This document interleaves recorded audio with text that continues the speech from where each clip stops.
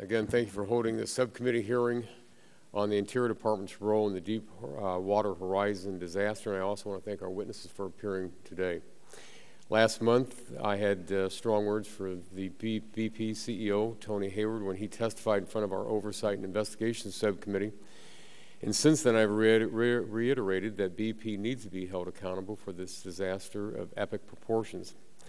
However, I also have been awaiting the opportunity to hear from and question Department of Interior officials regarding their role in the Deepwater Horizon disaster, especially since President Obama has repeatedly said that he and his administration are in charge and take responsibility for the response effort as the law so requires.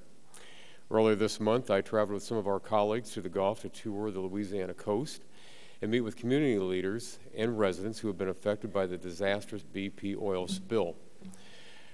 While I was encouraged by the spirit of the hard-working local resident, it is clear that they are frustrated by the federal response and the lack of coordination amongst government agencies. The trip reinforced my belief that it is critical we find out what went wrong and how and why it happened.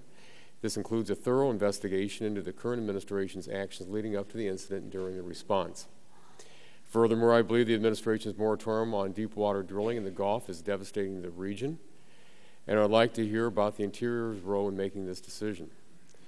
A recent report by a nationally renowned economist from LSU states that the loss of 8,000 jobs, nearly $500 million in wages, and over $2.1 billion in economic activity will be triggered in just the first 6 months of this moratorium. The administration would have been better advised at stopping the flow of oil instead of focusing on imposing a drilling moratorium.